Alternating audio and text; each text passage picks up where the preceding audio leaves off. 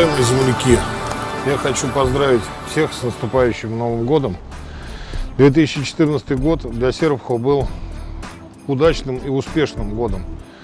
У нас в Серпухове произошли большие перемены к лучшему, и они очевидны. Мне бы очень хотелось, что такая хорошая и добрая тенденция по улучшению нашего с вами родного Серпухова была каждый год.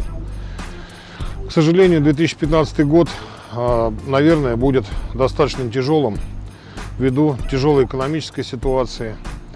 Но я хочу вспомнить, что и Серпухов, и наша страна не раз преодолевала разные трудности, разные кризисы. И важно в будущем году не терять присутствие духа, чувствовать локоть друг друга и быть одной большой семьей. И я уверен, что мы все трудности обязательно преодолеем. Всем своим землякам, всем своим друзьям, жителям всего города я хочу пожелать крепкого богатырского здоровья, семейного счастья, любви. И самое главное, запомните, уважаемые, дорогие серпуховичи, мы должны быть одной командой, и тогда все у нас получится. С Новым годом вас, серпуховичи!